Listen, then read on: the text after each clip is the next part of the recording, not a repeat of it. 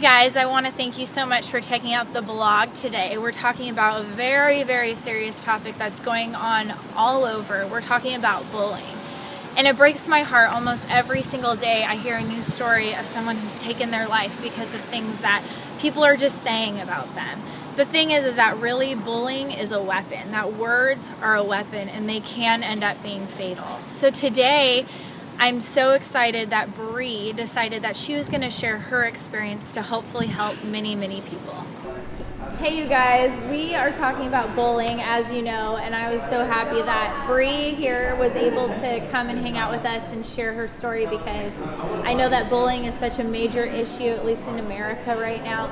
We deal with it on a constant basis. You are always hearing people in the news, young people that are losing their lives because of things that are being said about them on the internet, things that are being said at school, videos that are being passed around. I mean, it's just kind of a whole new world with all this internet, with social media and all that people are dealing with. And so I'm so thankful that Brie could come and share her story about high school and what she went through. And I know it's not the funnest topic to talk about, but it's so important to talk about, because I think when you're in the heat of it, and maybe you can share a little bit about how you felt, it feels like it's never going to end and you're never going to get to the end of high school or out of this situation that probably feels so overwhelming. So can you just share a little bit about going into high school, what that was like, 9th grade and all that? Yeah, of course. So 9th grade was pretty fun for me, actually. My sister was a senior at the time, and so we got to play sports together. We were on the same volleyball team, and so that was fun. But then sophomore year came, and that's when all of it started. And it just started from a simple rumor, and that's how a lot of bullying unfortunately starts. Yeah. Somebody starts so just something. Like a lot, just anybody could say anything they want and just go. Yeah, I mean, the reason why I believe that this person had a particular, I guess, hold over people was of an event that had just happened in her life, and so she had more power over me, I guess, to say things that people would believe. Unfortunately, a lot of people that are bullies have a story like that, where they're going through pain, or maybe they've been bullied, and so the only way they know how to cope is to bully someone else. Right. So it's like, if you get that perspective, you almost feel sorry for the bully, and they need someone to come along and be like, you're worth it. You're worth my time. I care about you. Yeah. Did you ever get to that place where you were depressed and missed school maybe and things like what went on that way? I mean, I was, from the minute summer started, I played sports my whole life. I had been involved in volleyball, track, cheer, basketball, any sport, I had been in it. I did dance for like 7 years. I was involved in everything. I was an outgoing person, and then I became this indoor person where I slept all the time. That was my coping. A lot of people have different ways that they cope. I slept all the time.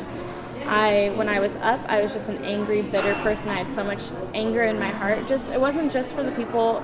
In fact, it wasn't for the people that had said these things over my life. It was towards the people that loved me, my family. I had a hard time accepting love from even my family, who, they're meant to unconditionally love you. But I couldn't receive it because I didn't know how. And so, I mean, I never said anything. I never talked to those girls about it. But yeah, I mean, I don't know, I think it really did eat away at me, and I was depressed, and I did have thoughts of suicide, and I mean, I did try, and by the grace of God, I mean, I'm here, I would not be here to this day. So if it you wasn't. did try I commit did. suicide? Do you mind sharing a little bit about that? I mean, the thing is when you're going through depression, and when you hear all these things spoken over you every single day, and you don't say anything about it, you become having like an internal battle with yourself of, is this, like, who am I? What am I? Am I worth anything if I'm, like, because I didn't tell anybody, nobody was there to defend me. Yeah. Nobody was there to love on me. Nobody knew what was going on. All they saw was an angry person on the outside. But inside, I was dying inside. And I would lay in bed at nights and think, how can I end it? What can I do? And I would think of ways. And I remember one time, for example, I was laying in the middle of the street over by my house, and it's not a very busy street, but when we do have cars come by, because we live in kind of a, like, I would say like a college type neighborhood where some kids will like go there, because they're kind of older homes, so people can get houses there for cheaper, but they always speed up and down that road. And so I was like, all right, well, this is going to be it. And I was on the phone with my best friend at the time, but she didn't know what I was doing, and I was like, hey, I have to go. And she was like, whatever you're about to do, don't do it. And I was like, I have to, and I mean, obviously I didn't because I'm still here, but it's definitely those moments where I was in a battle with myself constantly. Almost every day I would be like, can I do something to stop it? And it's just one of those things where I would say to anybody that's going through it, it's just like, speak up. I know that it's embarrassing at times because people push it to the side and make sarcastic comments about it. But the thing is your life is so precious. Whether you see it and whether people tell you it is or not, it is. Thank you so much. Of course. If you've gone through a situation like this, cyberbullying, bullying, anything like that, we would love to hear from you. I would love to hear from you. Brie, hopefully will love to hear from you. I know she would. So why don't you just hit us up, message us, do whatever you can to get on the website, and I hope to talk to you soon.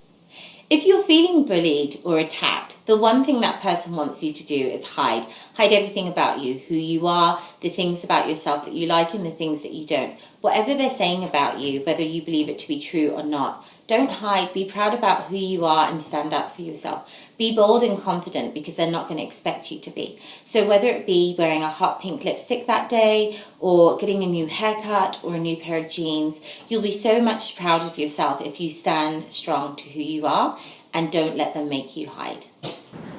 I really hope today that you found hope in Brie's story. I'm so glad that she shared it.